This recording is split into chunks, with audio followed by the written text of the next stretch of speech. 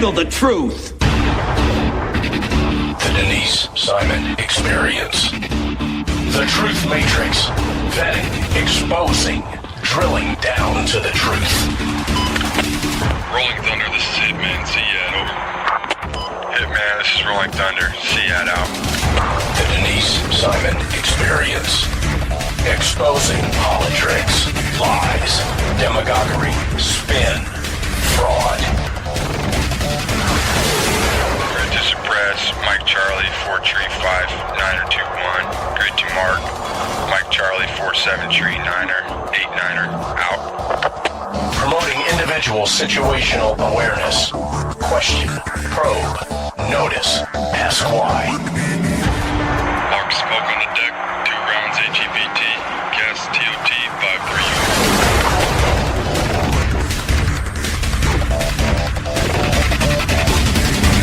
And now, the Denise Simon Experience. And welcome, ladies and gentlemen, to the Denise Simon Experience. Very happy to have you along for the ride.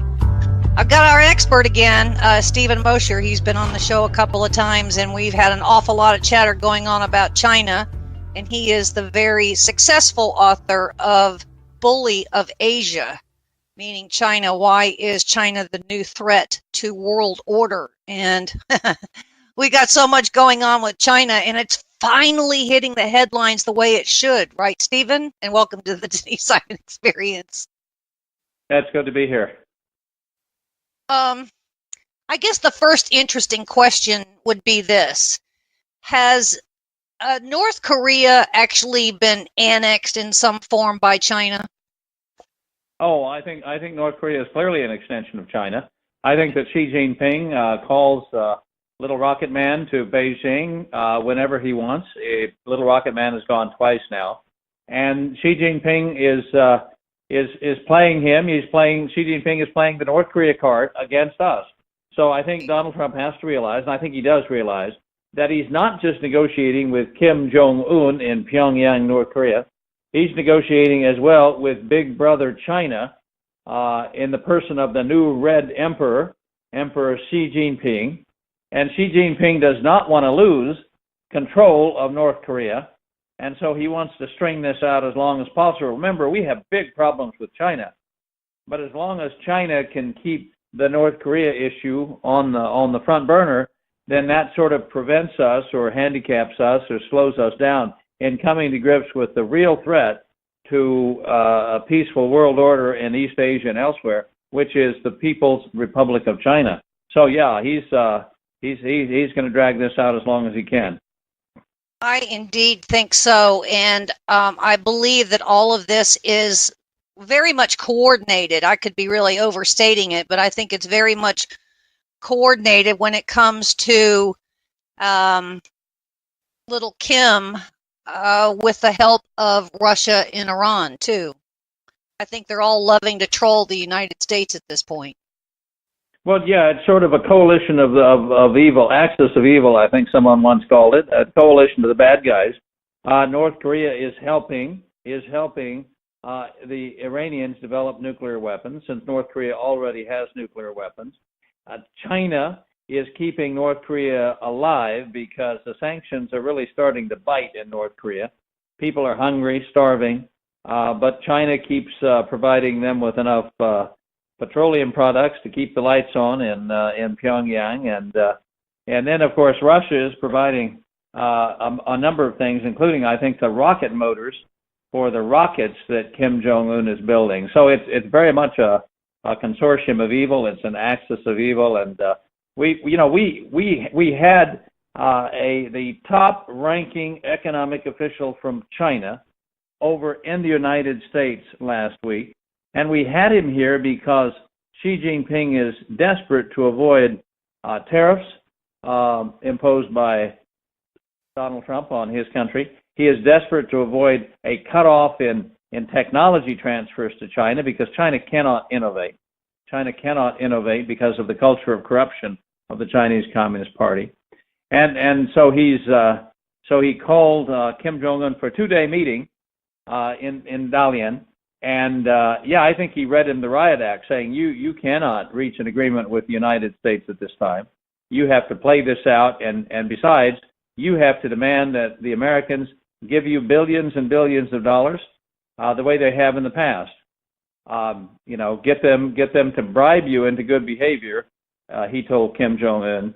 And of course, Donald Trump is not in the habit of paying extortion money. Let me kind of segue on that one, because we've got two telecom companies. We've got Huawei, we've got ZTE. And we have just proven that ZTE has avoided sanctions and violated sanctions, I should say, and given that technology to North Korea. And now we're charging them with $1 billion fine in order to keep the company afloat and their employees going. Why are we doing that? Well, yeah, the CTE, which is, everybody needs to understand that there are no private companies in China. There are companies in China that pretend to be private, and then there are companies in China that are out and out owned by the state. But even the companies that are private, okay, even the companies that are private, Denise, they have a member of the board of directors who represents the Chinese Communist Party. Every high-tech company in China has part of its stock, 1%, 5%, 10%, owned by the state. And every high-tech company in China has a senior member of the Communist Party sitting on its board of directors. Now, if you're the chairman of the company, and I'm a senior Communist Party official, it doesn't matter whether you own 50% of the stock and I only own 1%. I'm the guy in charge because I represent power. You represent money. But power trumps money in China. It always has, and I think it always will under this one-party dictatorship. So there are no private companies in China. So ZTE is controlled by the state, does a lot of work for the Chinese military, and I believe is building phones and networking devices that give the Chinese a back door into everything and everybody who communicates using their equipment. There is written into the code for these machines a back door where the Chinese can come in secretly and access everything that gets said and done. So this is one problem. Of course, they violated the sanctions. They transferred phone equipment to Iran, to North Korea in violation of economic sanctions on those countries. And we backed off a little bit on our original punishment. I mean, originally we told CTE we were not going to supply them with any more components, and now apparently we've relaxed that. I'm not a big fan of any technology transfer to China. I think that given that they cannot innovate and they cannot create new technology, they cannot develop new cutting-edge software because there is no rule of law in China. It's the rule of man. Whoever has the power wins. There is no way that companies in China are going to spend billions of dollars and years of time developing new technology or new products only to have those new technologies and new products stolen by other Chinese companies and then knockoffs are produced of those stolen technology or stolen products. That's the way it works in China. There's no rule of law. There's no intellectual property rights, no property rights in general. Everyone is stealing from each other. So what they do is they steal from us, that is the West. They steal American technology, German technology, Western technology in general, and use that to jumpstart their own high-tech industries. We've got to stop that. We've got to stop high-tech transfers to China and do a better job of protecting our own intellectual property. Generally don't get personal, but back in 1996, my husband was working for a Chinese manufacturer here in the United States, and I remember him very clearly saying back in 1996, the Chinese do not innovate, they imitate. Right, and that's still true today, and it's true because of this culture of corruption, which is fostered by the Chinese Communist Party and prevents them from protecting intellectual property in their own country, and of course means that they have no respect for intellectual property laws, for the rule of law in other countries as well.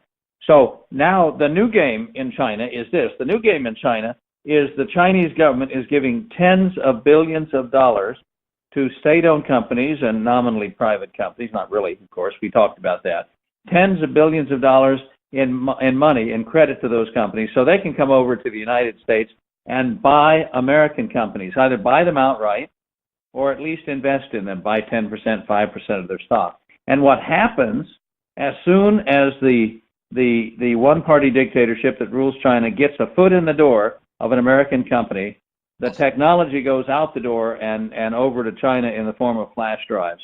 So this investment, quote unquote, is another way of stealing high tech from the United States. That's why during the trade negotiations, one of the things that Trump was insisting on, I hope is still insisting on, is that China stop subsidizing its own high-tech industry, because that money was being used to beg, borrow, and steal high technology from the United States.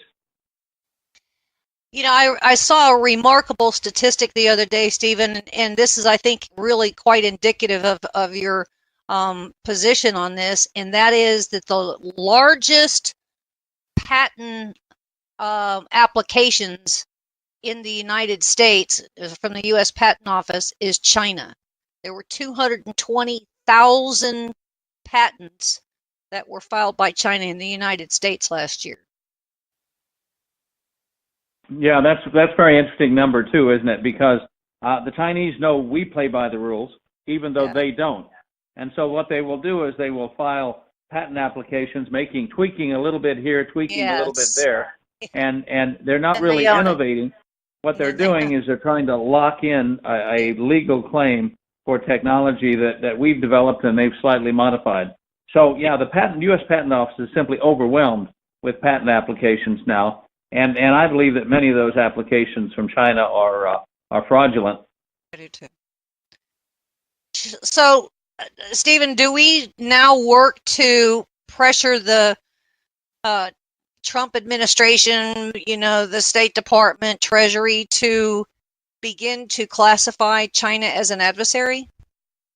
Well, yeah. I mean, what we saw in the national security study that came out in earlier this year was we now consider China to be our principal geostrategic competitor. Okay, principal geostrategic competitor. Russia's mentioned as well, but principally China as the new threat to the existing world order. And calling it a principal geostrategigic competitor is very close to calling it an adversary. And the fact is, when 2 weeks ago I spoke at gave a non-classified talk at the Special Operations Command at Fort Bragg, North Carolina, and I was asked by by a senior official there how I would characterize the relationship between the United States and China. And I said, I believe that China is at war with us across all domains except the kinetic. That is, we're not actually shooting bullets at each other, but they are at war with us on the trade front, on the cultural front by setting up Confucius Institutes, on the economic front by this high-tech theft and flooding our markets with cheap subsidized goods. They're competing with us on the political front by using the UN and other international organizations to try to checkmate and stymie us. So they're at war with us across all domains, and their purpose is clear.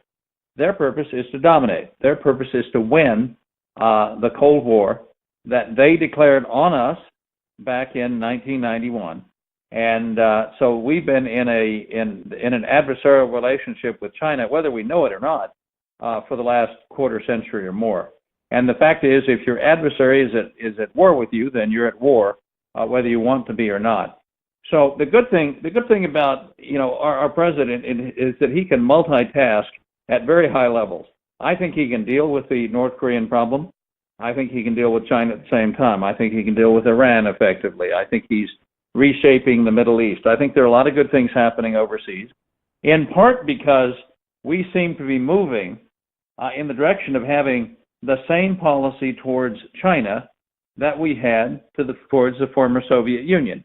Now, we don't say that yet, but I think that's the direction we should be moving in. What did we do vis-a-vis the Soviet Union? Well, the first thing we did was Reagan built up the military to the point where the Soviet Union realized it could not compete with America's high-tech industrial might. The second thing we did was we stopped high-tech transfers, technology transfers to the Soviet Union, because like China, they could copy, they could emulate, but they couldn't innovate. And the third thing we did was we cut off their access to cheap capital, which was mostly coming from Europe and Germany. And those three things together caused the Soviet Union to collapse. And that was a good thing for the world. It was certainly a good thing for the Eastern Europeans and for many of the Russian republics. Now, we need to do the same thing vis-a-vis China. And I think we've started down that road. We're obviously rebuilding our military with a $716 billion defense budget, so that hopefully we'll have more ships afloat and we'll have more planes in the air, and they'll be better maintained, and we won't see the continuation of the rash of accidents, the tragic accidents we've seen in recent months. The second thing we need to do is stop high-tech transfers. And I think the beginning of that, we're seeing the beginning of that now, and we need to continue to push forward on that front. It's very interesting. The Chinese said, we'll cut the trade deficit, we'll buy more American-made goods, but whatever you do, do not cut off our access to American technology. So you see what's really important to them. They need access to American technology because they cannot innovate in the culture of corruption bred by the one-party dictatorship that rules China. So cut off technology transfers. Their worst fear should be our policy. And the final thing is, cut the trade deficit from $435 billion a year to $200 or $100 billion, because that's the cheap money, that's easy money that China can then turn around and use to keep its economy running, to build up its military. We need to cut that back. If we do those three things, I don't know if we will see China collapse the way the Soviet Union did, but we will see China set back on its heels, and the world will be a safer place. The weaker China is, the better off the world is, and the more likely it is that we can continue to enjoy peace. Stephen, when you were at Fort Bragg and you had a military official ask you that question, what was his response with your answer? Well, his question exactly was, would you finish this sentence for me? In light of the current situation, war with China is, and he said, fill in the blank. And I said, in light of the current situation, war between China and the United States is continuing. And I said continuing because it's been going on from China's point of view for the last 25 years. They've been at war with us across all domains. We haven't realized the extent of their hostility towards us until recent years, when they made, grabbed the entire South China Sea, for example, and militarized artificial islands. When they moved across the border into the Indian protectorate of Bhutan. They have been trying to derail the denuclearization agreement with North Korea. I think that Kim Jong-un was ready to come to the table out of respect and indeed fear for President Donald Trump, and I think now the Chinese have convinced him that he shouldn't do that. So they are not our friend, and they should be treated as an adversary. You know that the CIA has a Beijing desk, I'm sure. Yes, it does. And so, what do you suppose is going into the presidential daily briefing on China coming, from the Beijing desk? Well, I've given talks at the CIA, and I think in under this administration, we are ramping up the number of CIA personnel we have analyzing information from China, studying different sectors of the economy, the military, society, and so forth. We had in the days when we were confronting the Soviet Union, we had 1,000 people in the CIA following events in the Soviet Union. About half of them were focused on military affairs, and the other half were focused on economic, political, and cultural affairs. We need to make the same kind of effort in the CIA today. It's a little harder, admittedly, because it takes about 3 years to learn to read, write, and speak Chinese fluently. At least it took me about that length of time, and that's the length of time that we're sending our analysts to school. So it's a little harder to get proficient enough in the language and culture to understand what's really going on. But we need to make that investment. We need 1,000 people who are following events in China very, very closely, so the president is being accurately briefed on what's happening. I think we're getting a lot more accurate information now than we were before. A few years ago, this may surprise people. A few years ago, the translation service of the U.S. government, it's called the Open Source Center. The Open Source Center, which translates documents from different countries of interest to the United States, was not translating a lot of the material out of China having to do with the United States. And why weren't they translating it? Because the documents that were coming out of China were amazingly hostile to the United States. They were talking about the United States as a fascist regime, as a warmongering regime, Coming as from a a Leninist regime. Yeah, the propaganda coming out of China was just unremittingly hostile to the United States. And the translators at the Open Source Center, who were providing this information to the CIA, were not translating that. They would translate other things, but they wouldn't translate the propaganda, the anti-American propaganda. And when you asked them why, they said, oh, that's just boilerplate. That's just rhetoric. Well, no, it isn't. That represents the actual sentiment of the people in charge in Beijing, and our leaders need to know that Xi Jinping may be all smiles in public and look like, Winnie the Pooh walking down the street, but in private, there is a very, very, very high level of hostility towards the United States. Why? Because we're the dominant power in the world, and China resents that. It wants to replace us as the dominant power in the world. So the CIA, I think we're getting more accurate translations these days than we were in the past. Well, from being the dominant power in the world, if you look at the One Belt, One Road initiative, that's clearly, it's right there for everybody to see, correct? Yeah, One Belt, One Road is an effort to recenter the world's economy around China. And it involves building ports and railroads and warehouses and storage facilities, transportation nodes, all across the Eurasian continent, from China in the east all the way to Russia, not just to Russia, but to Europe, the European Union, all the way to London. There's actually a train now that leaves every week from China and arrives in London a week later. And of course, they've now extended the One Belt, One Road project to Africa and into Latin America. But countries would be well advised not to bite, not to participate in One Belt, One Road, because what the Chinese seem to be doing is this. They will go into a poor country, and they will say, we will give you $500 million to build a new port so that we can ship goods in and out of your country, and it will help your economic development. And then when the poor country says, okay, we'll take that $500 million, China says, okay, now you have to give it back to us because we're sending our construction battalions to build the port. And so you have to use the loan to pay our construction battalions who are using our steel and our technology and our equipment to build it.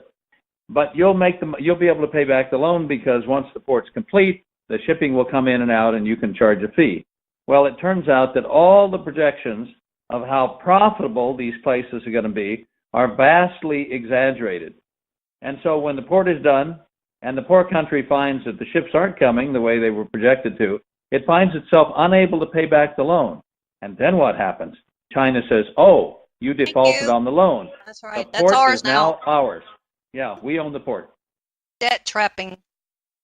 Yeah, that's a good way to put it, Denise, debt trapping. It's quite deliberate because the debt converts to ownership if these poor countries default on the loan. So it seems like free money, but nothing that the Chinese Communist Party offers you is ever truly free. It leads to one form of servitude in slavery or another.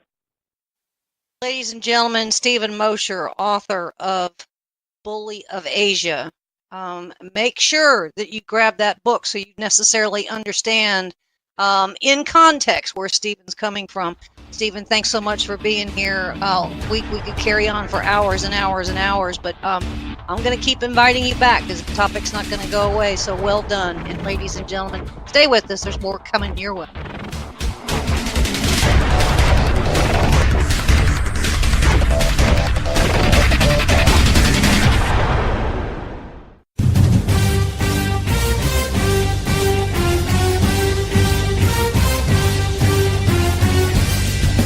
This is Don Newen, co-host of the Drive Time Sit Rep.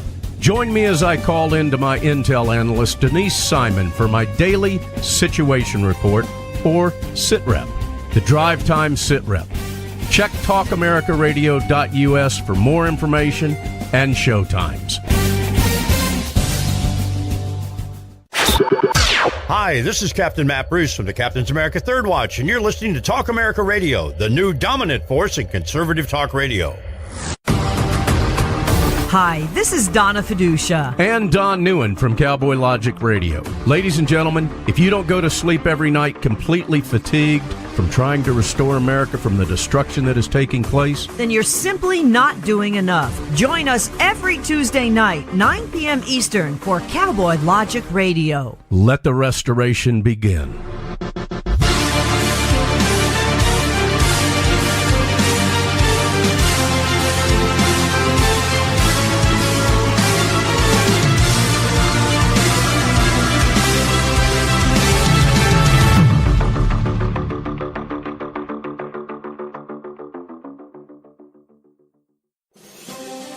Donald Trump came to Washington vowing to drain the swamp and make government work for the American people.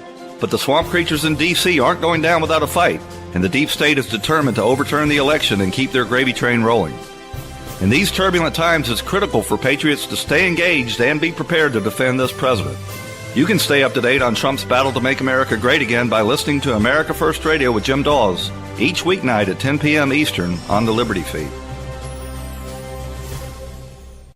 Hi, it's Mark Walters from Armed American Radio. You know, for nearly a decade, I've been educating, informing, and entertaining responsibly armed Americans. And during that time together, we've shared some ups and downs, haven't we? Trump's election saved our Supreme Court and no doubt the future of our gun rights for now. But now is not the time to lay down. The enemies of freedom are well-funded and more determined than ever. To keep up with the state of your gun rights, make sure to tune in to Armed American Radio right here on Talk America Radio, the new dominant voice in conservative talk radio. You're listening to your local news source, WLBB, News Talk 1330 and FM 106.3. KTA Digital Dallas. Talk America Radio. Simulcasting on WDDQ, Talk 92.1, Adel, Valdosta, Georgia. And WJHC, Talk 107.5, Jasper, Florida.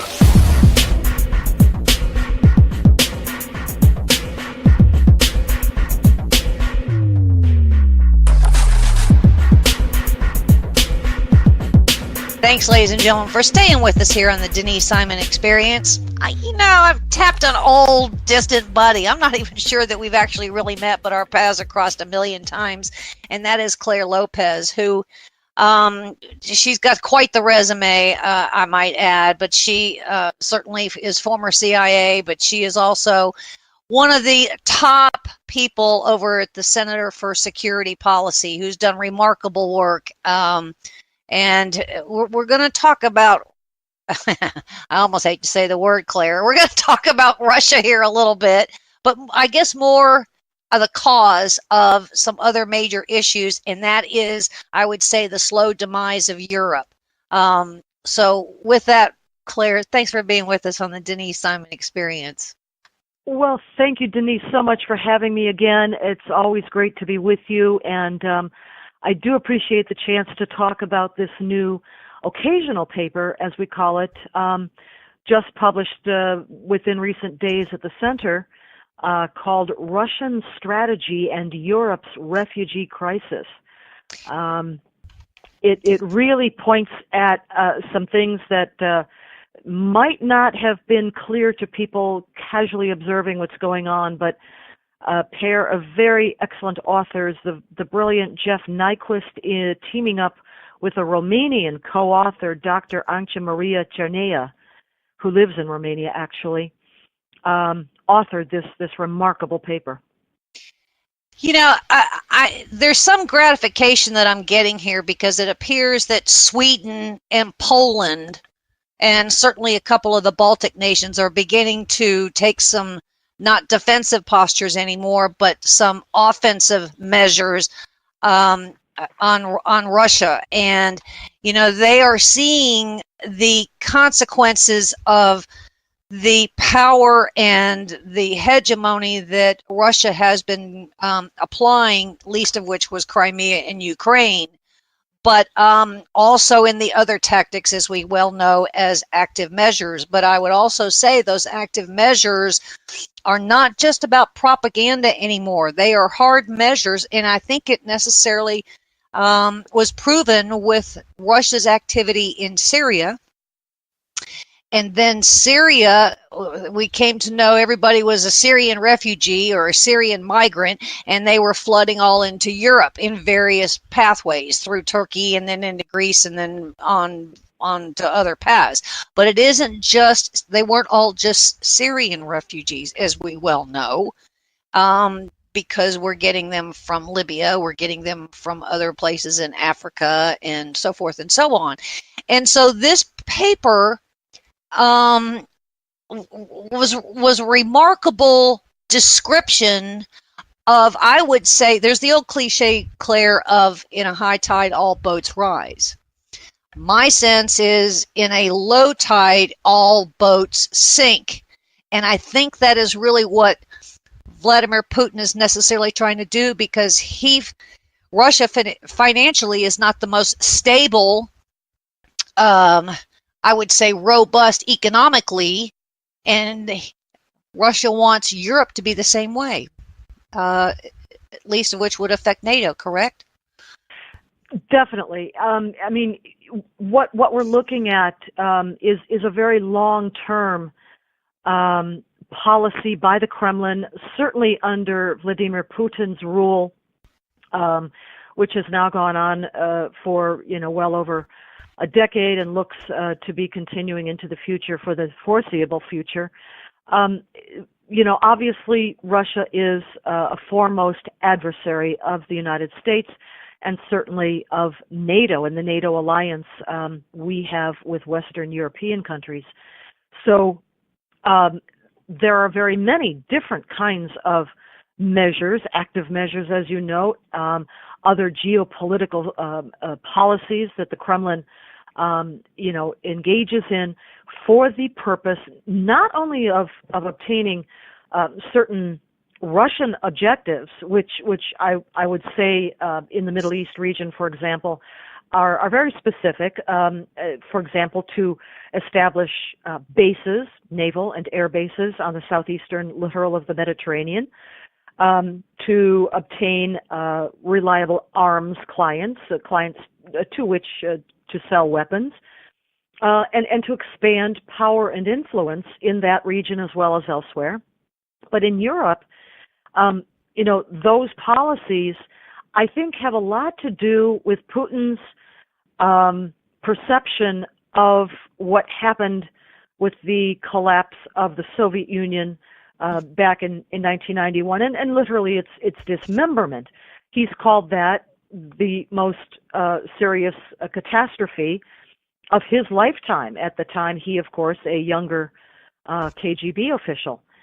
And now that he has risen to power, absolute power in the Kremlin in Moscow, it very much seems that he is attempting to turn back some of that catastrophe as he would see it, and to rebuild certainly Russian power and influence in the world, certainly in the near abroad of Russia as he would see it, Western Europe, also, as we've said now, in the Middle East. And that takes various forms. In the Middle East, it meant coming to the assistance of primary arms client, Damascus, alongside of the jihadist totalitarian regime of Tehran and the Ayatollah Ali Khamenei and his mullahs and thugs to save Bashar al-Assad's rule in Damascus. But in Europe and looking across the divide at NATO, it's been very threatening to a number of the nations there, certainly small nations like in the Baltic states, certainly obviously in places like Crimea and the eastern Ukraine, perhaps the Transnistria of Moldavia, perhaps other places. But what this paper gets at is an even more nefarious, broader objective of what the authors claim is a Kremlin policy of aiding and abetting, fostering even, destabilizing refugee flows into Europe. That's what the paper is about. I would argue that there are a handful of countries, as I mentioned, Sweden, I think, is taking an aggressive posture. Poland is. The Baltic states are, they're relying very, very much on whatever we can possibly do under Operation Atlantic Resolve. But when you come to France, when you come to Germany, when you come to Italy, when you come to Britain, they're afraid to even point to the Kremlin and point to Putin and say, you've caused this unrest, you've caused this confusion, you have caused complete tilt of any kind of equilibrium that the globe has had, certainly not beginning with nor ending with Syria, but Syria was, I would say, the hub of all of this nonsense in recent years. I would say 7 or 8 years. Am I overstating it? No, not at all. Not at all. And again, hearkening back to that position of, differences among European countries in how they respond to Kremlin aggression, belligerence.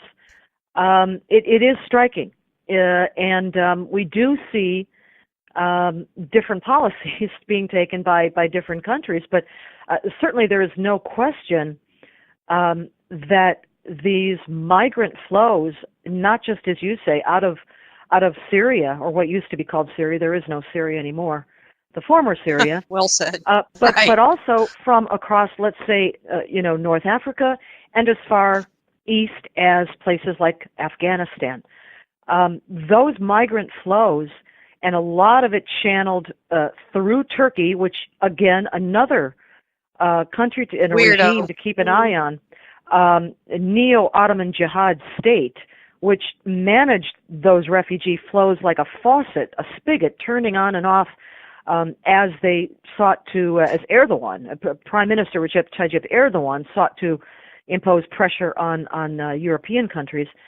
But as though those migrant flows came through, what these two authors, Jeff Nyquist and his co-author, did was look at not just the end result, which was definitely destabilization on a massive scale of criminality, terror attacks, rapes, and sexual assaults across much of Western Europe. Slavery.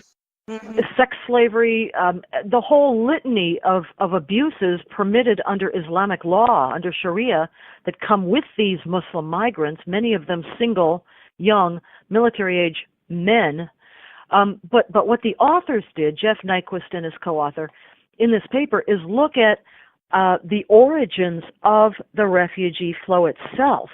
So not just the consequences and the actual flow, the flood, into Europe, Western Europe in particular, but how it began.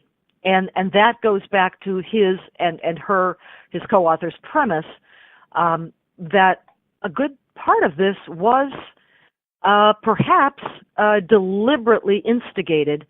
For example, when the Russian armed forces, for the first time officially at least, moved in numbers with not just advisors but aircraft into Syria, the former Syria, in late 2015, those forces undertook a heavy bombing campaign So it wasn't really combat of troops on the ground so much as it was aerial bombardment by Russian planes, Russian pilots, which was primarily directed against civilian areas within the former Syria.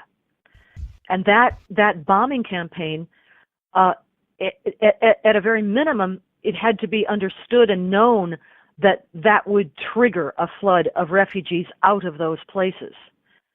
But that very clearly seems to have been a policy.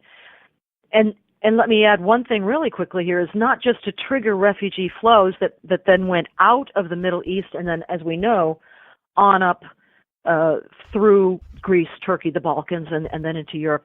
But also what resulted from the outflow of those primarily Sunni Muslim populations was a population replacement policy by Damascus, by Bashar al-Assad and his Shiite Iranian jihadist allies, to repopulate areas that had been depopulated through bombing campaigns, depopulated of Sunnis, and literally resettled with Shiite Muslims coming out of places, for example, in the former Iraq. So it's not just a refugee migrant policy to trigger that, but a population replacement policy within the regions back in the Middle East.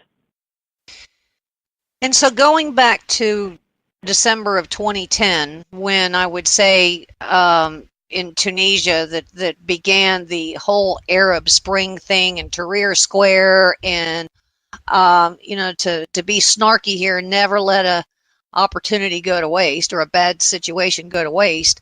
That's what I think was the calculus of the Kremlin. And they not only used Syria, but they, by proxy, gained the attention and perhaps even loyalty of Turkey, certainly a body, and even in some cases when our big ally at the time in Egypt, went over to the Muslim Brotherhood, and then that got unwound. So, I mean, it was just one domino after another that was kind of lining up. And we are in a situation now with Europe.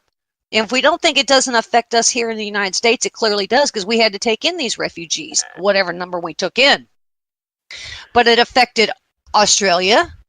It's affecting immigration at our southern border. And then we have this Schengen agreement in Europe where you can essentially travel freely. But then we have the visa waiver program. And so the Kremlin, this was a well thought out operation of which, Jeff Nyquist and his authors and those that he included in this paper are arguing, and I think rightly so. Well, he takes it back. He and his co-author take the story back in history into the 20th century. Of course, the Cold War, the aftermath of World War II. That's where the roots of some of these policies begin. And he quotes from defectors from within the Soviet bloc at that time. For example, Ion Pacepa, who was a very senior Romanian intelligence director, actually, talking about the long-term plans of Russia and its leadership out of the Kremlin, including people like one-time KGB director Yevgeny Primachenko, and later he became, Primakov, I'm pronouncing that wrong, Yevgeny Primakov, who later then became foreign minister for Russia for many, many years. But the policies post-World War II, during Cold War, on up through the decades into the current time, of backing and aiding and abetting and arming and training Muslim Arab terror organizations. Let's begin with Yasser Arafat's PLO, Palestinian Liberation Organization. Exactly. Right. But others too, like the PFLP, Palestinian Liberation Front, and so many other groups in the region that were backed and armed and trained literally by the KGB. KGB were in the Bekaa Valley, for example, that part of Lebanon, training, this jihadis are us plus all kinds of other terror groups. You had the Red Army in there, you had the Red Brigades in there, you had Baader Meinhof in there. If you remember some of these terror groups from around the world back in the late 20th century, all of them were there, along with PLO and others, and Muslim Brotherhood, and, by the way, the early followers of the Ayatollah Khomeini. This is where all of these groups met up in training camps run by the KGB in the Bekaa Valley back in the 2000s. Back in the 1900s, like 1960s, 1970s is what I'm talking about. And that is where the first link-ups occurred between, for example, the Muslim Brotherhood and followers of Ayatollah Khomeini, even before the 1979 revolution that overthrew the Shah of Iran, and led eventually, we're really covering some ground here, but eventually led to the 1990 official terror operational alliance between the government of Iran, now of course a jihad regime, Hezbollah, their terror proxy from southern Lebanon, and Al-Qaeda. Yes, Al-Qaeda. These groups were first brought together in the Bekaa Valley under KGB training, later on met all together at the invitation of the president of Sudan in Khartoum, that is Umar al-Bashir, and a formal alliance was formed. So there are linkages and roots to this that go way back. And Claire, we can't forget that we've got Mahmoud Abbas, and it has come out that he was the official KGB operative that at the time was assigned. And that, that came out a year or two years ago, perhaps, and it was in a headline for about 10 minutes, and that kind of went away. It's remarkable how news that you think should really catch the attention just doesn't. Like that alliance between Sunnis and Shiites. Oh, they'll never work together. But yeah, Jihad Jamboree took place in Khartoum in 1990, and later on through the early 1990s, more meetings under President Bashir there. That really did happen. But go back to Abu Mazen or Abbas, but also then go to some of the current leadership and past of Iran, talking about KGB sponsorship, KGB training, Russian sponsorship and training. There's a very important book that badly needs funding for translation. It's called Comrade Ayatollah, and there is a website by that name too, www.comradeayatollah.org. This is a book currently only in Farsi, although the website has English and Farsi, so you can catch what it's about. But this book was put together by Amir Abbas Farkhavar, who was one of the courageous student leaders of the 1999 university uprising in Tehran, especially in Iran, which was so brutally put down and suppressed by the moderate, I think they called it that, regime of then President Khatami in Iran.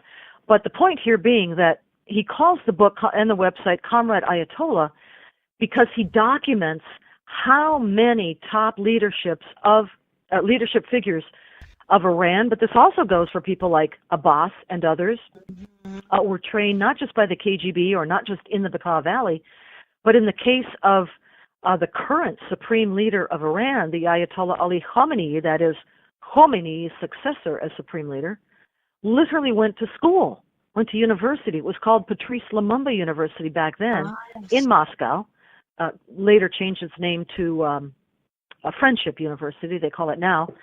But so this training by Russians, by Russian operatives, by the KGB, of top leadership we see now affecting policy, very disruptive policy, terrorist policy across the Middle East. This goes way back to training by Russia and the KGB. I'm of the notion that that Europe, there are certain leaders, certain perhaps even lawmakers or even law enforcement that know some of these facts, but the politicians, they know them too, but they're terrified to take any of this on. And I think that is part and parcel of why we are seeing such lackadaisical approaches to this, because, you know, we have the European Union, the head of that union operates in Belgium, and they decide policy for all other countries in the European Union. And I would say therein lies where the bulk of the problem necessarily is, because you can't have individual policies country by country there. So maybe they need to kind of go back and look at the Matrokin files. I mean, I would say the archives, because I would think that a lot of what is in this paper by Jeff Nyquist and his co-authors, the Russian strategy in Europe's refugee crisis, is very well defined there, correct? Yes, both the Matrokin files, which your listeners may remember, were the actual files brought out of the then Soviet Union by the KGB's own archivist named Matrokin, who became disaffected over a period of several years, quite a few years actually, and collected up, saved out, took out thousands and thousands of pages of documents of the KGB files, and eventually, when he did defect, brought those with him, later published in translation as the Matrokin files. I would mention also the Venona yes. intercepts. These were the intercepts by the FBI out of the Russian embassy here in Washington, D.C., later published and revealed. I would point your listeners also to another superb resource, and that is good friend and colleague Diana West, who blogs, who writes, who is a columnist and author, deeply knowledgeable about all of these matters, and has written a very important book that came out a few years ago called American Betrayal. Mm-hmm. And you can find all of that just by Googling her name and going to her website. Diana West talks about many of these issues that we're touching on today. But yeah, I mean, absolutely, the information is available. It's long been available. It's there. You know, and by people like Robert Conquest, Alexander Solzhenitsyn, a good friend and mentor to Diana, M. Stanton Evans, unfortunately deceased a short time ago. Well, Claire, you've done a remarkable job, and we thank you certainly for your time. We could go on for a very long time on this, but ladies and gentlemen, trot over to the Center for Security Policy.org.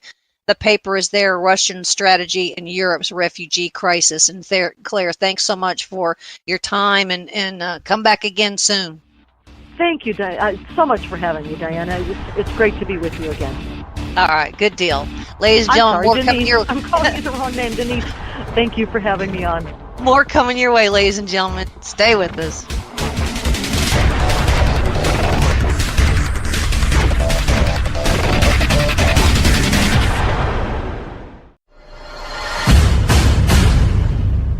You can't handle the truth.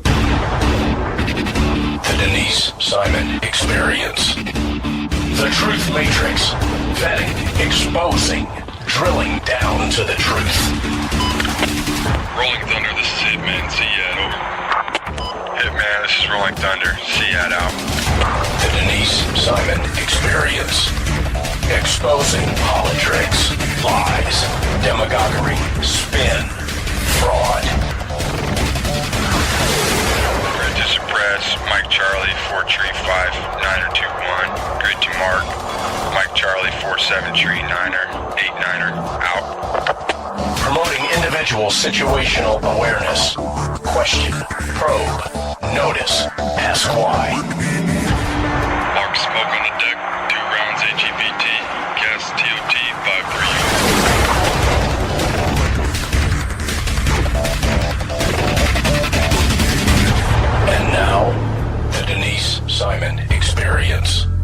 Thanks, ladies and gentlemen, for hanging with us here on the Denise Simon Experience. We don't do this very often on this radio show, mostly because it's so contentious. But we're going to talk about deep state, and we're going to talk about one person that I think that's probably the band leader of some of this deep state nonsense that is going on. And so, as a consequence, I've called on old buddy here, Sam Faddis. You guys know Sam Faddis very well. He's former CIA. He is the senior editor at AND magazine. You can find that at andmagazine.com, and a senior partner with Artemis LLC. And being from CIA, he has a reference on whence it comes on old John Brennan, Mr. Deep State. So thanks, Sam, for being with us on the Denise Simon Experience. Always fun.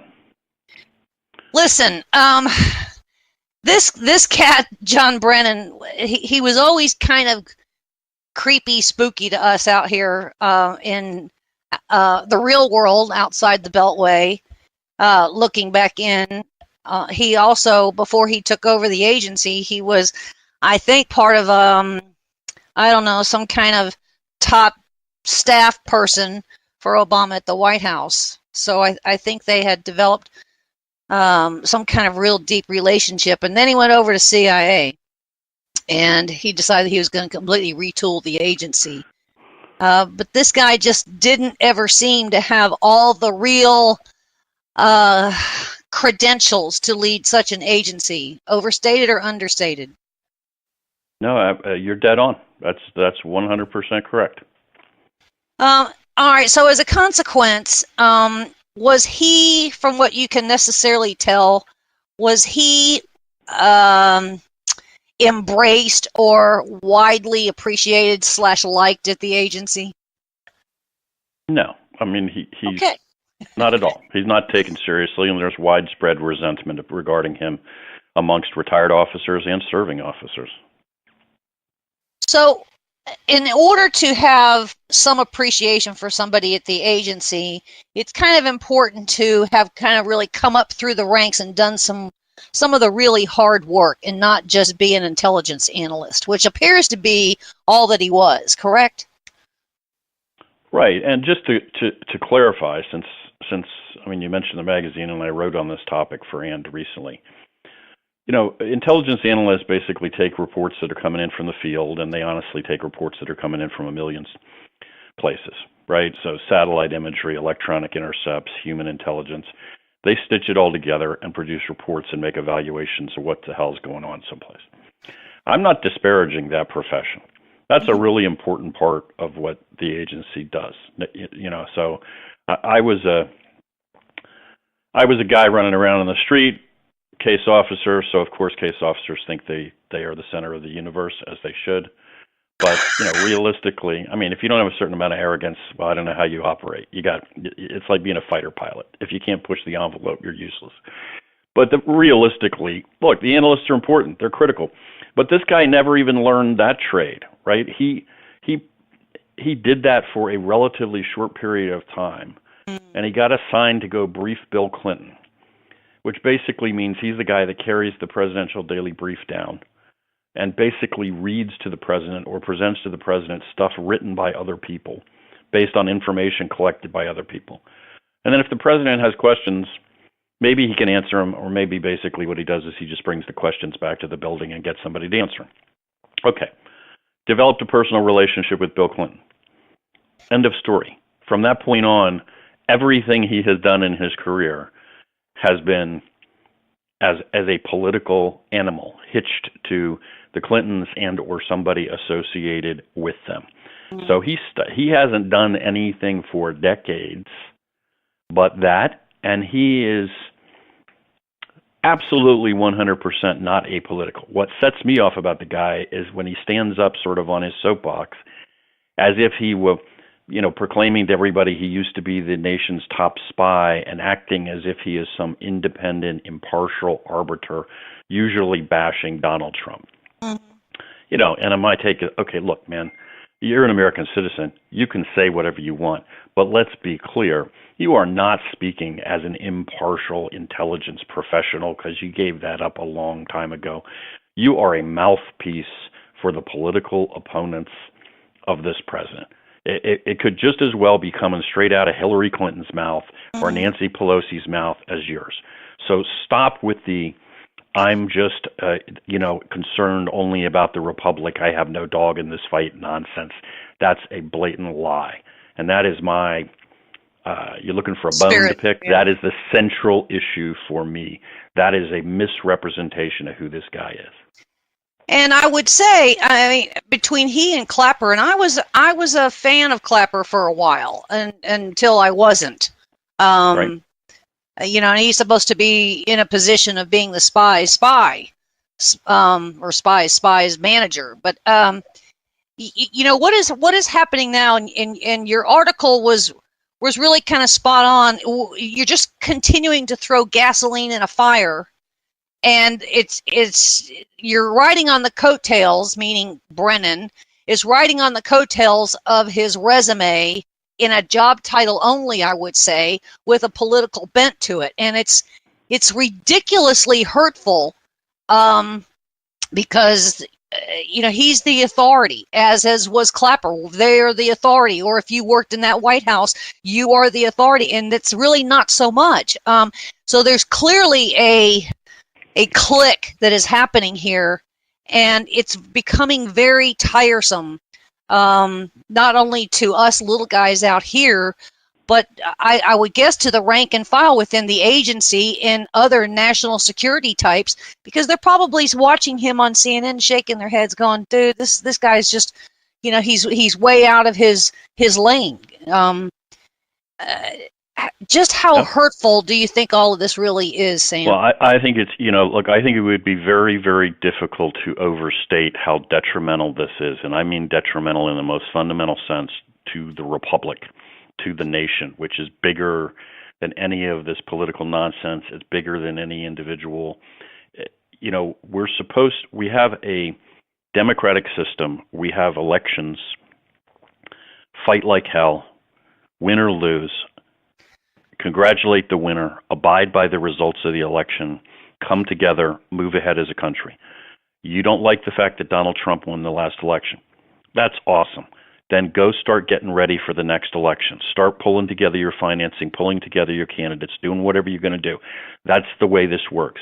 Where we have shifted now fundamentally, if you think about it. This is, in other words, the opposition to the president just had decided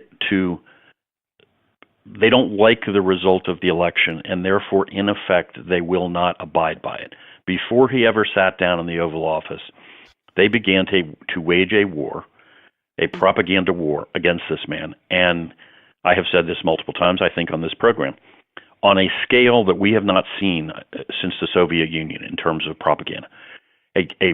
A campaign to delegitimize him, to effectively, if they can, make it impossible for him to govern and tear him down. There are never, this is not random individuals. This is a sustained nationwide effort, fueled, directed, manipulated, whatever word you want to use. Anybody who doesn't understand that, the scale on which this is happening is just being naive. Again, you can hate Donald Trump for all I care. But the fact that this is going on ought to terrify you, because this is tearing away at the foundations of this democracy. This basically where we're going is in the direction of the election is not just the election is never over in political channels. We're never even abiding by the results of the election. We're going to criminalize, we're going to use the criminal justice system. We're going to use the news media. We're going to use everything and make it impossible for a man to govern the country. And we're all going to pay the price for that. And Brennan is up to his eyeballs in that. That's the whole point of me addressing this as directly as I did in the magazine. Look, buddy, if you don't like the man and you're going to stand up and say this and attack him, then just be honest about what you're doing. Stop trying to wrap yourself in the cloak of the CIA and pretend like you're an impartial observer. You are not. You are a mouthpiece. You could just as well be the press spokesman for Hillary Clinton for all the objectivity you bring to this. prior to Brennan taking over the agency, you had the deputy director, which was Mike Morrell. And, he was fully in the Hillary camp. 100% cut from exactly the same cloth and participating in exactly the same effort, and regarded, I should add, exactly the same way at the Central Intelligence Agency. Another guy who never really learned his trade, who never earned his spurs, who hitched himself to political patrons a long time ago. I mean, this guy is the guy who took the bullet for Hillary and Obama in the Benghazi thing. Yes. He stood up when it became clear that somebody had manipulated the intelligence and the talking points back home, and that was done for political purposes and based on nothing coming in from the field. He stood up and said, "My bad, I did it." Meaning, I'll take the bullet for you, boss. And obviously he expected to get his payment when Hillary won her inevitable victory. I'm sure he assumed he would be National Security Advisor, or Director CIA, Director National Intelligence, the DNI. He was going to get a big position in her administration, and that would be his payoff. And too bad for him. The people spoke, and she lost, and so he's on the outside looking in. But I think he's making like $500,000 now at some think tank. So it's not like he's living in a refrigerator box on the sidewalk or something right now. But I will say, here in the last, several months, he has not. Early on, he was pretty vocal about Trump, but he was cautiously vocal in opposition. And then he's not so much anymore. But the point being is that I don't, for the sake of the listeners, there is this network that is really, we cannot deny. Because, you had Philip Reines, you had, I think, Jake Sullivan, coming from some of these other agencies, being the State Department, being, the top ranks of DHS, DNI, and CIA, that because they have those agency titles on their resume, you have the anti-Trump networks. They're calling on them, and we're supposed to believe the compromised Trump in this White House, and they're forcing this White House to wear this as a scarlet letter, and there's whatever section of the population that's believing it, and I can't. There's that old adage, right? You repeat a lie loudly enough and often enough, and pretty soon it just becomes established as fact. I mean, huge numbers of Americans will, without being able to articulate even exactly what it means, will say something to the effect of, "Yes, the Russians helped Trump win the election." And that's probably about as best they can articulate that claim. They won't be able to go any deeper. Now, if you ask them to explain, for the love of God, what are you actually talking about? Like, what is the evidence that, first of all, I mean, I don't even know where to start with this. First of all, why on earth would Vladimir Putin want Donald Trump in the White House as opposed to Hillary Doormat Clinton, who was Secretary of State for the weakest president on foreign policy since at least Jimmy Carter? Why on earth would that be? And look at what has actually happened between us and the Russians since, which is predictable, which is Trump has shoved back against Putin everywhere. So there's no reason to think Putin would have wanted that. He certainly didn't get it. There's also no explanation of exactly how did he do that. There's voting machines all over the country run by little local election judges. How did the Russians access everything and play with the data? Is that what you're telling me? Where's the evidence that there was, basically you go down in the weeds there. It's ridiculous. It's absurd. There's no evidence for it. Nobody can even clearly articulate what it is. But that doesn't matter because the whole point of the propaganda campaign is just to keep basically throwing that mud, smearing. It doesn't matter that there aren't any facts. And it will continue without let up. There's no end to this. I would say the Clappers of the world, the Jay Johnsons of the world, the Eric Holders or the Loretta Lynches, the Ben Rhodeses, the Susan Rices, they were all clearly in a position to know what Russia was doing and not doing in 2010, 2012, 2015, 16, and yet the best that they could do is say, well, we don't, whatever the evidence was, it was enough for Obama to, for them to recommend to Obama that, hey, you need to throw out these Russian diplomats and close these 2 DACAs, and I might add San Francisco, at the end of December. So there was clearly something that, whether that was symbolic or not, we'll never know, because we can't even get the names of the people that Obama expelled. Right. But that all happened under their umbrella, under their leadership. Yep. And so we haven't seen Clapper or Brennan say, look, this is what went on. We have, slight indications, but we don't have pieces of paper in front of us. We don't have an evidence of, and in the meantime, the one person that's loving all of this is Putin, right? Yeah, well, look, first of all, the Russians are messing with, as you well know, the Russians are messing with something all of the time. They are hacking something, stealing something, waging war in some sense against us all day, every day. Not news. Has been happening for years, will continue to happen. Taking that and then saying they somehow just manipulated our election are 2 vastly different things. We wrote there was another article in magazine a few weeks ago written by another writer, Grant Newsham, who's a retired Marine officer and has an intel background. He was addressing the absurdity of all this. He's like, okay, wait a second. You're telling me, you people who are attacking Donald Trump, that there was a massive covert action campaign by the Russians all across the United States that actually successfully threw the results of an election. But American intelligence didn't know it was happening. The FBI, the CIA, all these people, they missed that? And only now after the fact we need Mr. Mueller to go dig it up? Isn't this what the CIA gets paid to do and the FBI gets paid to do? Are you kidding? It's ridiculous. This did not happen. That the Russians, again, that they mess with things all the time. God, a few years ago, they were hacking the New York Stock Exchange. They're hacking power plants all the time. Mm-hmm. Between that and them cooperating with Donald Trump and somehow throwing the election is a chasm. That's the Grand Canyon between. Those are fundamentally different things. They don't care. It's like Stormy Daniels, right? What exactly is her claim? Her claim, let's even assume she's telling the truth, which is a pretty big assumption for her, is that 10 years ago she slept with the guy who's now president once, and that somebody paid her to be quiet about it.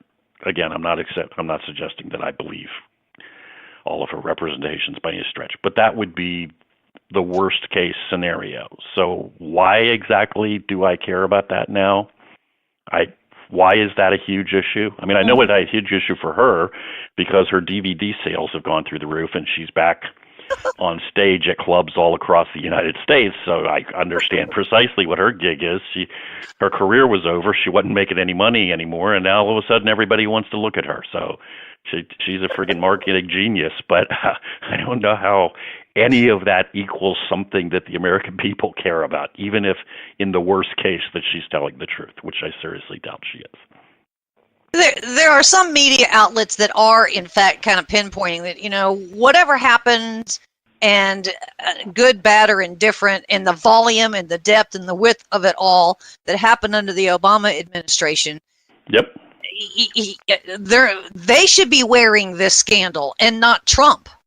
And I actually don't think that Trump is getting enough good advice if he wants to get on his, tweet rampage and do some jihad tweets out there as far as this whole agenda is concerned. He needs to be ripping the scarlet letter off of him that they're putting on him and putting it right back where it needs to go. Yeah, of course, I agree with you wholeheartedly. Just the unfairness, obviously, of the coverage is breathtaking. Yeah, and just the complete lack of any objectivity. We signed a deal with the Iranians under Barack Obama, which really was a pretext for us to abandon 40 years of containment, hand $150 billion to the Iranians, and let them rampage across the Middle East. And it will take years for us to clean up this mess. In the run-up to that, as that deal was being hammered out, and this is established fact, representatives of the Iranian government entered the White House 33 times. This is not supposition, this is record.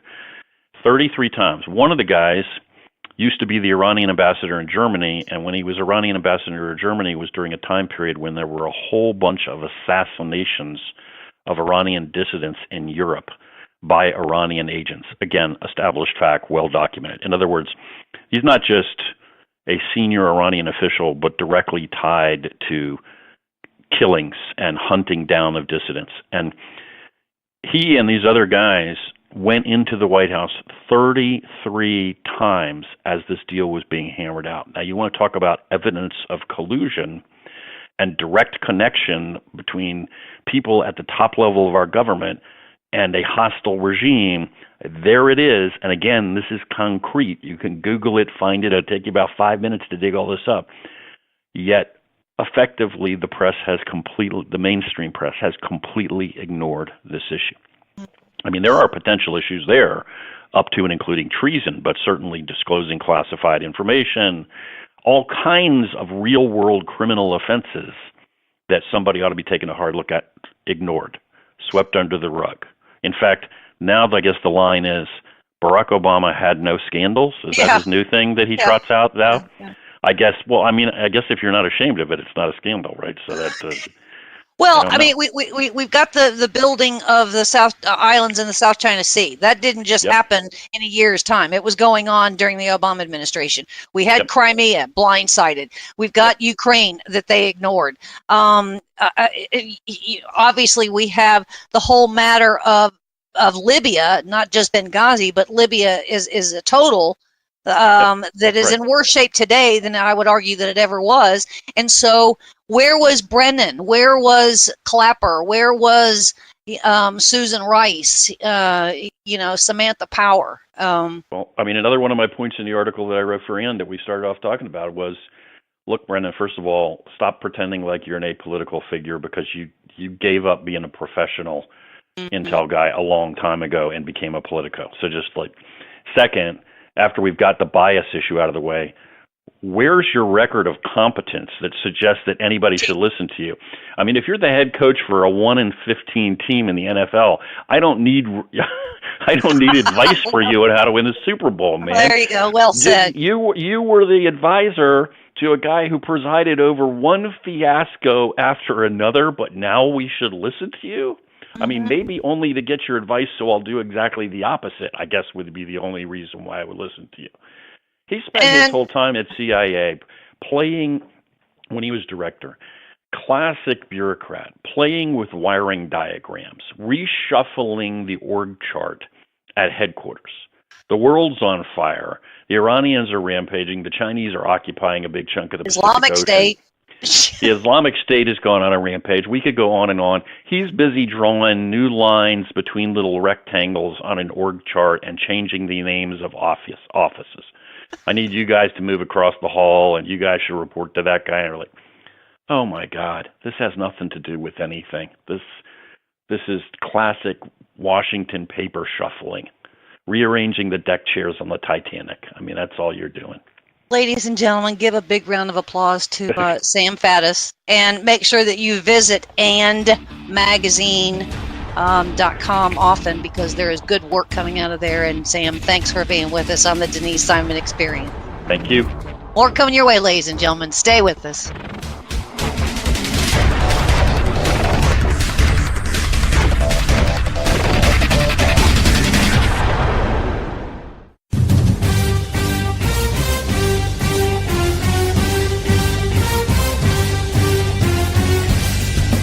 This is Don Newen, co-host of the Drive Time Sit Rep. Join me as I call in to my intel analyst, Denise Simon, for my daily situation report, or Sit Rep, the Drive Time Sit Rep. Check talkamericaradio.us for more information and show times.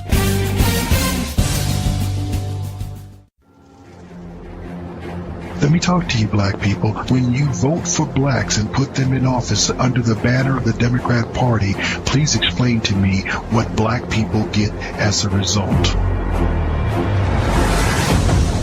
This was not a nap that we have been taking. We are in a coma. You know what the interesting thing about pensions is? That's today's money given to people who ain't doing nothing for you today. Get off that black Democrat tit that they've been sucking on. Your country is being stolen from you, and the promise is being stolen from your children, and they're telling you it's all right while the rest of the world is trying to lap us. Well, why are we doing so poorly? 2 words: teachers' unions. Are you kidding me?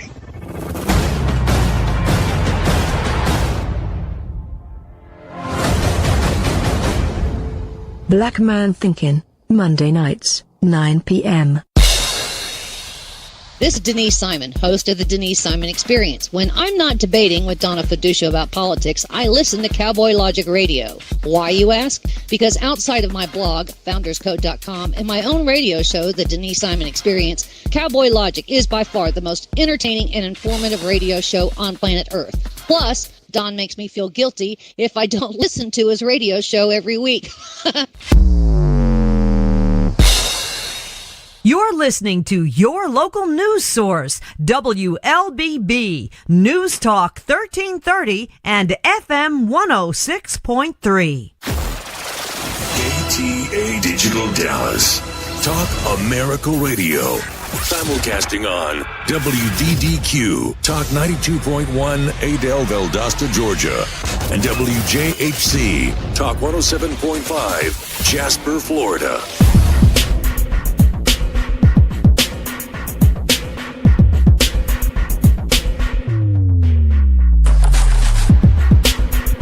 All right, thanks for staying with us here on our last segment of the Denise Simon Experience. Yeah, we're going to talk about Seattle again. Seattle is, decades ago, Seattle was an okay place. I'm just not too sure about it anymore. In fact, I don't know what's happened to it, but I'm delighted to be joined by a previous guest, and certainly with a law firm that's one of my favorite, and the Pacific Legal Foundation. And so Ethan Blevins has been the victim lawyer to be here on the Denise Simon Experience, so we can talk about Seattle. They are doing some strange stuff in Seattle, aren't they, Ethan? Yeah, they're keeping us quite busy.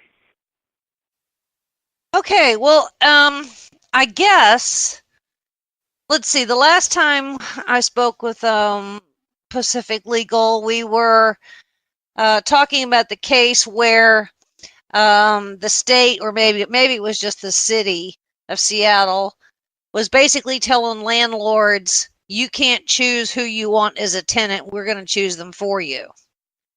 Where are we on that component? Right, so we had a trial court victory in that case, I guess it was back in March now, and the court said that what they called the first-in-time rule violated a number of constitutional rights of landlords, and that is currently on appeal right now. So the city didn't abandon that one. We don't know right now, when the appellate court will hear that, although our most recent case against the city is kind of related to the first-in-time rule.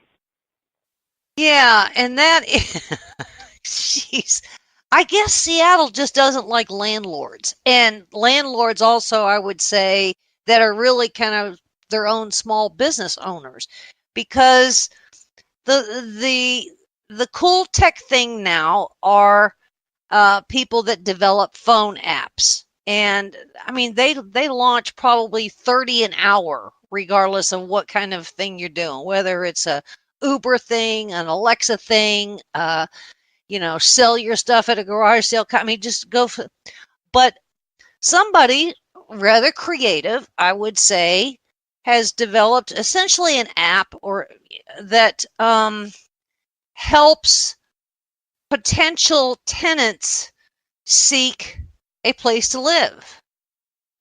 But Seattle doesn't like that, do they? Right. Yeah. So these are pretty new technologies. There's a couple of companies that have put forward these what the city calls rental bidding platforms, online and on apps. And what they let you do is you get on there and you can place a bid on a house instead of just having to accept whatever the landlord asks. You can bid below or above the landlord's asking price. And Seattle, doesn't know what to think of that. So while they're trying to figure out whether they like it, they've just banned it, and nobody can use those websites or the app. So they're banning a business. Yeah, I mean, essentially they're banning this particular innovation. I mean, this is supposed to be a tech-friendly city, and that's kind of what they put themselves out as, and yet they do bizarre things like this, like without any evidence at all, just slapping a ban on a website because they don't understand it. Well, they don't like Amazon either, do they? Well, that's true. Yeah. So this isn't their first time, displaying their distaste for technology. But it's what's especially striking and I think dangerous about this is the city says, "Oh, we don't know if these are good or bad. We're going to put them on hold while we study whether or not these are things we like or not." And the typical approach would be to ban something as sort of a last resort because it's just so dangerous that we can't allow it. And this is banning these websites as a first resort. It's the first instinct that the city seems to have. So Ethan, here's are they charging the taxpayers some kind of, using taxpayer dollars to go hire some firm to do a study on whether, this digital app is a good thing, or are they doing it themselves, hence being even more subjective? Right. No, this is an in-house job, so they've asked several city departments to, study whether these rental bidding platforms violate local regulation or whether they inflate housing costs. I mean, the funny thing about that is, how are they going to study them if they can't be used? So yeah, if they're being banned, what's there to study? There's nothing to study, right? Yeah, so I think it's just really an excuse for just doing something the city doesn't like. They don't have any evidence as to why they shouldn't like it, but it just rubs them wrong, so they've banned it. Okay, so Ethan, is this just for a real estate owner that has a house, or is in this fact for apartments? Either one. What they're calling a moratorium, it applies to any use of these websites or the app version of the website for Seattle properties. So that means a tenant who went on a website, the company we're representing, RentBerry. So they went on RentBerry's website and put in a search for a Seattle property. That technically would be a violation of this law to do an internet search on that website, because the law says you can't use this website for Seattle property, period.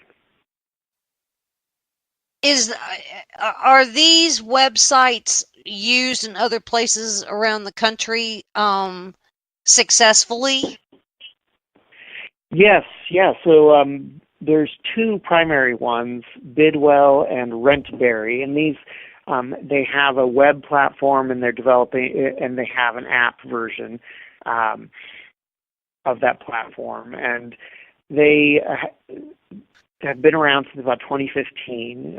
Both have grown a lot. They have a national presence in major housing markets and some foreign markets as well. So they've been very successful. Okay, so we didn't have anybody in the legislature that just decided to call up the either one of the companies and ask some questions, or go to another city and say, is Bidwell or Rentberry inflating your housing costs? I mean, that would be, 2 phone calls as I see it, right?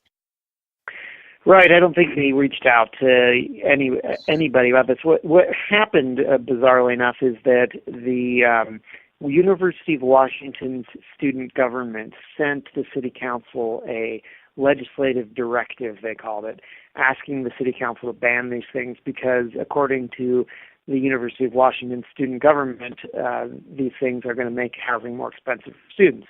And they cited a couple studies out of, I think, New Zealand and Australia that I don't think have been all peer-reviewed or, have any expertise that supposedly claim that this makes housing more expensive. So the city council just said, a bunch of students don't like this, so we'll go ahead and ban it. And so the students, this is all because they don't want to live in dormitories. They think it's more, or a frat house or a sorority house, right? Yeah, I suppose so. I mean, I think a lot of it comes from economic ignorance, though. It's a failure to understand what bidding really is. I mean, all bidding does is help people arrive at an agreeable price. It doesn't force somebody to accept a price that would go beyond what they're willing to pay. It doesn't inflate housing costs. What it does is help people arrive at what the actual, reasonable market value. Yeah, the market value. Right. So that could be below what a landlord is asking or above what a landlord is asking. But then you also have amenities too. So if the landlord chooses $1,000, and you have to necessarily look inside what's inside that $1,000. We're going to give you free garbage pickup, and we're going to give you free cable and free water. So, I mean, one is not necessarily equal. If somebody goes, well, don't give me that free stuff, I'll just do it for $800. I mean, that is just business sense. And I would think it would, if for nothing else, benefit the students so they can have some independent thought. Oops. That might be asking a lot. I don't know, but well, you're right, though. I mean, negotiation is just part of business, and the bidding process is just nothing more than a transparent and more flexible negotiation tool. And the other thing, these websites are actually trying to save tenants money. For example, Rentberry, we represent this website that provides this bidding function, so they're subject to this moratorium. But they also provide a way for people to sort of crowdfund security deposits. So the users on Rentberry can pay into sort of a pool that people can then draw from for security deposits if they can't afford them themselves, and then pay back into that pool. Awesome. And they provide lower application fees than you might typically pay. So there's all kinds of ways that these websites are trying to serve both landlords and tenants, but the city can't see past that. They just want to ban it.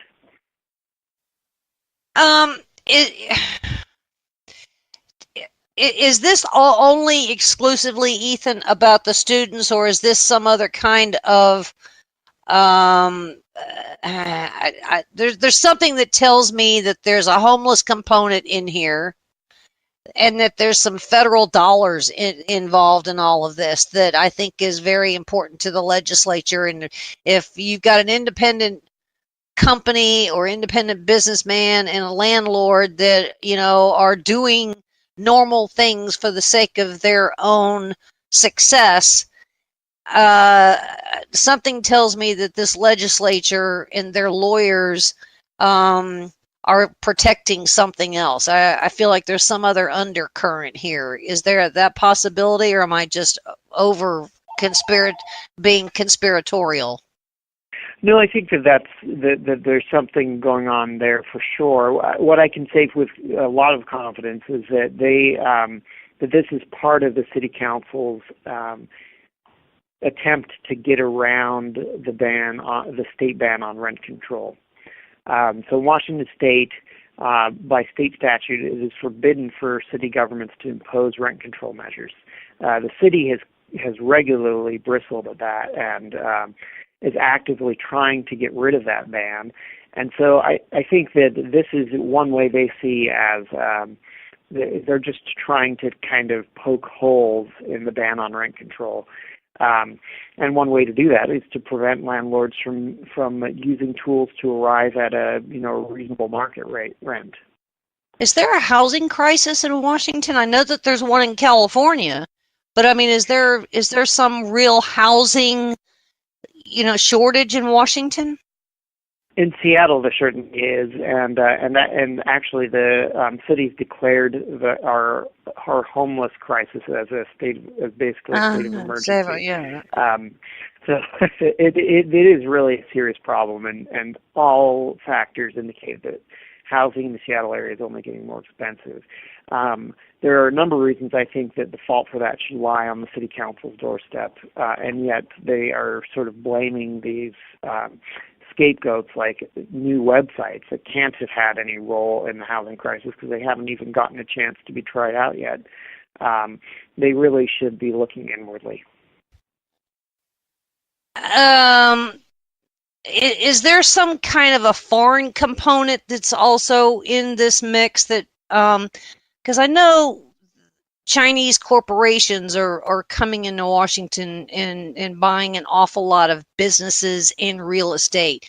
Is that got some members of the legislature or the Seattle government concerned?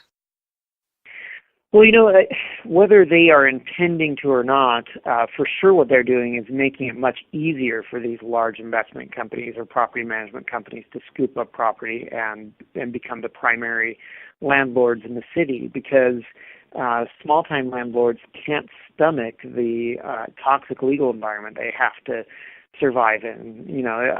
Under Seattle law right now, landlords can't look at criminal background checks. Right. They can't use these kinds of negotiation tools. Thankfully, we got rid of the rule that said they can't even decide their own tenants, but if that changed on appeal. These are all things that are forcing small-time landlords to sell or to change the use of their property because they can't deal with all these regulations. The people that can deal with it are the large, sophisticated property management companies that are trying to scoop up property in the city. So, Rentberry, I guess right now is essentially shuttered in Seattle. Is that what I'm hearing? That's right. So yeah, nobody can put up you can't legally put up an advertisement on the Rentberry website. You can't search for properties in Seattle on the Rentberry website. There's no way to use it for Seattle property. Well, there's other services out there like rent.com or Zillows and those kinds of things. Are they also shuttered or have they been put on notice? It's just websites that provide a way for you to bid. I don't think currently the sort of major players like Rent.com provide that. Although they may well they want can't to, now, especially if they have to compete, but they can't. And one of the weird things about this moratorium is that it doesn't prohibit people from bidding. For example, if on Craigslist or just directly calling up a landlord and saying, "Hey, I'll up the rent in order to compete for a unit," doesn't actually prevent that. It only targets these websites and the whole website, not just the bidding feature on it. How long is this moratorium? It's a year, but the city council allowed itself to renew it for another year if the city decides it needs more time to do its study. Which, there's no question that they'll just renew it in my mind, because there's no way that the city has any incentive to complete this study in a speedy fashion. Do any of these members of the Seattle government, do they happen to be landlords or have some kind of an investment in any of this where, they don't want that kind of competition? Yeah, I mean, not that I know See, I'm of. being conspiratorial again. I mean, there's a lot of interest groups that bend the city council's ear, and honestly, whether their intentions are good or there's something malevolent back there, the end result is the same either way. Either the consequence is the same, intended or unintended. I'm imagining there's probably a little bit of a combination of both. So Pacific Legal is, what is your work? You're trying to get this moratorium lifted until such time this, study is done, or are you just trying to get it eliminated altogether? Eliminated altogether. When you use a website and you advertise on a website, or you could do just a basic internet search on the website, you're engaging in speech. What that is speech. A website is fundamentally speech. And so to ban a website and ban use of a website, we argue in our complaint is really basically a ban on speech. It's censorship. And it's what we call in the First Amendment world a prior restraint, meaning the government has blocked speech before it happens. And that's essentially what's happening here. And so the city can't do that. That's contrary to the basic First Amendment principle that banning speech and regulating speech at all, it should be a last resort. After you've gathered evidence, found out that this speech is causing some really grievous harm, then maybe you can regulate it, but you certainly can't just ban it in advance. Well, I see here on their, Rentberry is in some pretty big cities. I mean, we got Los Angeles. Obviously, they might be in a housing crunch. They're in Atlanta, Chicago, New York, Philadelphia, Phoenix. But so they're automating a process, which includes, submitting the personal information, credit reports, customized offers like, I want you to throw in, some, cables or service. And then there's electronic signing. So if an electronic signing of a rental agreement, there might be some issues that I'm just kind of looking over all this to see what necessarily their nonsense is. Or I have something tells me that there's some other things that are afoot here. But it's almost like an auction. Is that what they're claiming that might be not a good thing? Is that it's an automated auction for a piece of property?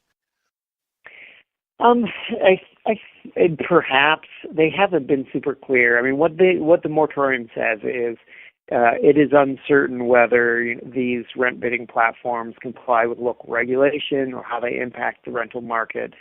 So we want to study it, and they haven't really characterized it or compared it to an auction, or even explained what they think would be bad about a bidding process.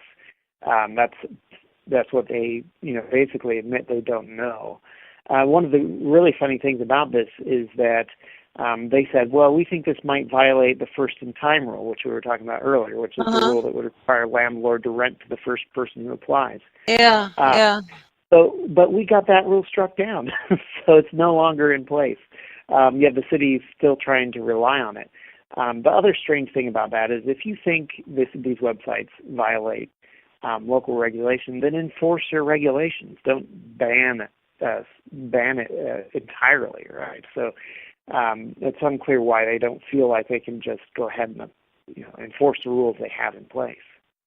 Well, what they're doing here, Ethan, with tech, obviously this is a pretty cool site, an app, because you get online tours and whatever piece of real estate signs up to use that service is all pretty cool too. So it kind of seems that there's a war on tech, especially with what they are demanding of Amazon. It also looks to me like they may be the Seattle government may be concerned that they're putting tenants or people and commerce in one part of the city when they want it really in another part of the city to kind of spread out people. So, so where are you in the legal process at this point? You've just kind of filed some kind of, appeal on this injunction? Yeah, so we filed a complaint last week in federal court, and we will hopefully be in touch with the city attorney assigned to the case fairly soon. We're still kind of waiting to hear from them, and then we'll move forward, I hope, on a pretty expedited schedule, because obviously the moratorium clock is ticking now. And we want it gone as soon as possible, especially because of its duration. Well, you guys over there at Pacific Legal are just doing some great work, and it's not just concentrated on some small individual. This particular case affects what I would say is a fairly sizable national company, and the tech industry and people's, I don't want to go to the point of public safety, but maybe somebody wants to live in one particular zip code and not in another, and you guys are certainly doing the freedom of expression on this thing, the freedom to do business with whom you want to do business with. I see a lot of components, a lot of piece parts in this legal case. Did I overstate it? No, I don't think so at all. And I think really one of the core facts that I think the city is failing to really recognize is that innovation drives down costs. It increases efficiency. It improves the quality of life. And it's best to let it do its thing. If it fails because people don't like the service, or it somehow, doesn't work for them. But, if it's going to, it should succeed or fail on its own merits. And we should let the innovations that try to resolve problems like Seattle's current housing crisis play out and attempt to solve those problems without government interference. Ladies and gentlemen, round of applause for Ethan Blevins at Pacific Legal. I hope to continue to get the emails to see where we are in this case, and I appreciate your time in describing all of this. It's a real head shaker for we listeners out here, and so thanks for your time, and ladies and gentlemen, thanks for being with us on the Denise Simon Experience, and we'll see you again very soon.